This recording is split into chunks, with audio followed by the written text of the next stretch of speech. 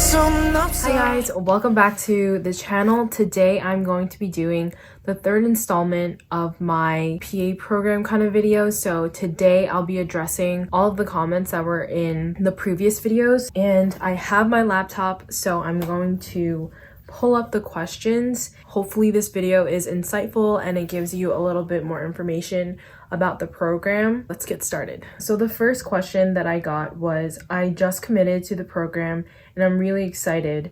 Do you have any advice on how I can plan out my schedule for being in the program? Congratulations, first of all, for getting into the program. I know it's so exciting, especially now that I feel like the PA profession is getting a lot of traction. Like, a lot of people are finally realizing that this is a legitimate profession and you're not just an assistant of some sort. I think a lot of people are deciding that this is what I want to do for my profession, which I think is amazing. As for the advice on how you should plan your schedule, I would say the first year is not as flexible as to what you can kind of choose to take, only because you have to take the prerequisites. So the intro bio and chem courses, you have to get those out of the way before you can go on to the upper level biology and chemistry courses. But aside from that, it really depends on what kind of credits you come in with. So I know that all the math credits that you get from like APs or science ones don't count for the program specifically, but if you have AP language, AP literature, AP history, if you come in with all of those, they might opt you out of WSC, which is a writing composition class, and then also it might opt you out of a distribution, so like history or art or like stuff like that. So it really depends on what you're coming in with for credits, but also as for later on, your later years, you start to have a little bit more flexibility with what you can take because you've gotten those base prerequisite classes out of the way. It really depends on what you want to take from then on. So you can take orgo your second year. I took genetics, but a lot of people also took microbiology or cell biology. So it really depends on what you want to take from that point on. Okay, so the next question I got is, did you need any patient contact experience to get in? And if you did, how can you get those hours? So you don't need patient hours to get into the program, but you do need them to matriculate into the master's portion. So basically that means that you have 3 years to get 50 hours of healthcare experience. And then once you submit those, then those are a prerequisite to get into the master's portion of the program. As for where you can get them, you can really get it anywhere. You can get it at a clinic, at a hospital, at a nursing home. It doesn't really matter where you get it as long as you get experience, but they do say that they would rather you shadow a PA. When you get to actually see the person do their job and see what their job entails of, it's very different from what you just hear online or from what you read in books. I know a lot of people are really nervous right now because of COVID and how hard it is to get healthcare hours. I do know that I've heard of the fact that there are online internships, like medical internships, where they kind of just let you shadow someone. I'm not really sure how that works. Maybe it's through a computer screen, but I also don't know if those would count just because you're not personally there in the hospital, like learning. That is something that you could bring up to the program director once you get into the program, because it's very logistic and I don't really have the answers for that. The next question is, why did you pick Hofstra and how is the program? I never really chose Hofstra. It was one of those schools that I applied to because of the program. So I never looked at Hofstra as where I wanted to go. And if you had asked me in the beginning of high school, where did you want to go to college? I would have never in a million years said Hofstra, just because it wasn't really on my radar. Like, I never really knew this school. And then I had heard my sister's friends went to this school for this program, and I started researching about it, and I found out that it's a 5.5-year program. It's also on Long Island, so it's very close to home. And personally, I really wanted to go away for college, which is also why I didn't know about this college, because it was very close to home.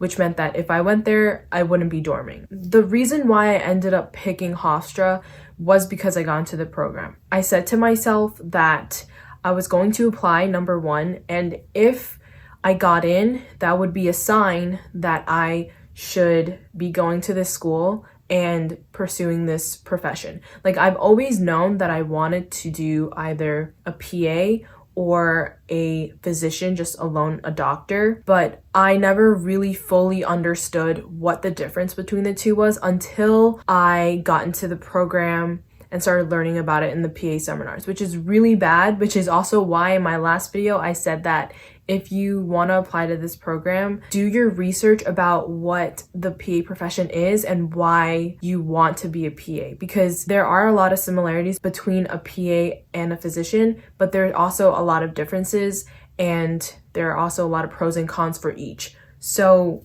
it just really depends on the person and what kind of lifestyle you also want to live. But essentially, I chose Hofstra because I took that accepted letter as a sign that this is what I was supposed to do. And as for the program, I personally think that it's a fantastic program. It really pinpoints all of the things that you need to get done to get ready for the master's portion, because I do have some upperclassmen friends that are in the master's portion right now, and they say that it is super tough, which is why I am kind of scared for next year, because this is my last year of undergrad.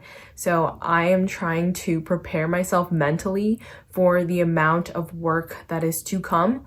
But I believe in myself. I think I can do it. So fingers crossed, I will be okay. So the next question is, these videos have helped me a lot since I was accepted to the program. I was wondering what notebooks or supplies do you recommend to keep organized? Well, congratulations on getting accepted to the program. I love when you guys comment that you really love these videos because they help you either figure out where you want to go, or they've helped you because you got accepted into the program and you just want to know a little bit more information. I think that's so interesting, and it's so exciting for me because I can feel the excitement from you guys, which is really, really cool. And also, I remember like someone DM'd me on Instagram because they wanted more advice, and I was kind of like shocked because I was like, whoa, people actually like watch my videos. Yeah. Anyways, so as for the notebooks and supplies, I personally use a iPad to take notes for my biology class. For all of my chemistry classes, I've always done pencil and paper, or like pen and paper. And that's only because in chemistry, there's a lot of drawing and there's also a lot of like erasing. So for me, it's just a lot easier to use a pencil if I'm gonna do it that way. For biology, it's just always been on the iPad because a lot of my professors use PowerPoints and it's easier to annotate that way rather than printing out all of the slides and then taking notes on the paper. You don't really need anything fancy. I know a lot of students have transitioned into using iPads just this semester alone because everything is online now, so it's a lot easier to take notes on your iPad now that everything is online. But there are cons to it. Like, I liked when I was in person taking notes on my iPad because these slides were there with me, but now that we're online, I kind of dislike using my iPad to take notes because I'm sitting in 2-hour lectures staring at my screen to look at my professor, but then I'm also staring at my iPad to take notes, and there's a lot of physical strain on my eyes, and I can feel it because I get tension headaches every so often because I feel like I'm staring at a screen all day. You don't really need anything special, and you can definitely do well in this program if you just have a notebook and a pen. Like, you don't need anything super fancy. And then the last question that I got is, do you think I have a good shot at getting accepted even though I'm from another state? And that is definitely yes. A lot of students in my year are out-of-state students, and I don't think that they discriminate depending on where you are from. I have friends from California who are in the program. I also know of students from the tri-state area, so Connecticut, Massachusetts, all of that, like New Jersey. And then there's also a whole bunch from New York. So I feel like they don't really look at where you are from for your application. I think they really pay attention to just your statistics in high school, how well you did, and also your essays. So I don't think they would discriminate based on where you live. So those were all the questions. I want to address some things that are a little bit different this year and I thought would make this video a little bit more interesting. So to recap, last semester I took 4 classes and they were advanced human physiology, biochemistry, a geography distribution, and also a statistics class. So I took a psychology statistics course, and next semester I will be taking microbiology, lecture and lab, cell biology, and those were the only things that I needed left for my major. So I decided that I was going to take 2 extra classes to be a full-time student, which I would need to be to keep my scholarship and all of that. So I am taking another language course, so it's the next level of Chinese, and then I'm also taking a finance course just to like figure out how to, I guess, do taxes and to be financially independent in the future, if that makes any sense. For the courses that I just took, I would say that they were a lot more challenging than the courses I took last semester. So if you watched my last video on this, so the second year of this, I guess this series, I took organic chemistry last spring, and that was one of the toughest classes I've ever taken. But the semester, the courses were harder because the pace of the classes was very hard, but also there was a lot of material. Rather than just organic chemistry, which was 1 class last semester that was most challenging for me, I had 2 classes this semester that were very challenging. So it's kind of double the load, and I believe next semester is also going to be the same way because I'm still taking 2 upper level science courses. But I just tell myself that when I'm in the PA school phase, you're going to be taking all science courses. So there's no break from all of these hard things, and there's no break from the hundreds of lectures that you have to watch. This is why I think that the program is really good, because it really prepares you for the didactic year and also just beyond when you're studying for the PANCE, because there's so much material condensed into 1 or 2 years that you really have to understand yourself as a student. You have to know like which styles work for you best in order to study well. So as for what I'm looking forward to next semester, I'm excited to be in my last year of undergrad because that means that I'll be starting the professional phase, which is something that I've always looked forward to. I really think that it's exciting to finally get my white coat, like my student white coat, and also just having like a patch for where I'm going to school. I think that's also very exciting. But those are just all like things that you see. And behind the screens, I know there's going to be a lot of studying. There's going to be a lot of breakdowns, hopefully not so many. I know that it's going to be hard. So I'm scared for those, but I'm very excited to be, I guess, starting like a new journey. And also, I will be doing a interview to get into the professional phase. So I do have a book here that I have to read this winter break. It's called How to Ace the Physician Assistant School Interview.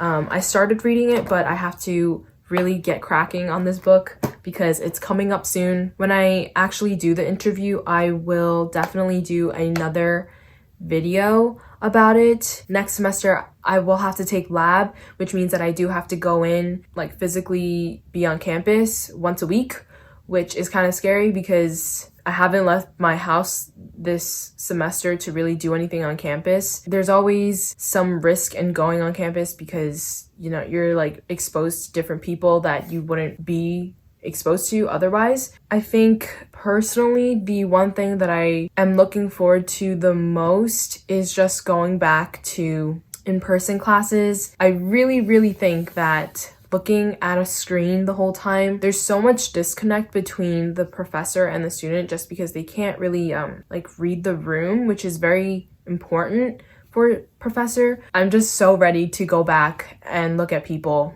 in person. That is everything for this video. I actually watched the first year and second year video that I did yesterday, and I think that I've changed a lot. Like as a person, I've changed a lot, and you can really see that in the videos because of the way that I talk. I think I've gotten better, but you guys can disagree with that if you want. I hope that I give you some insight as to what this program provides. and I will see you guys in the next one. Bye!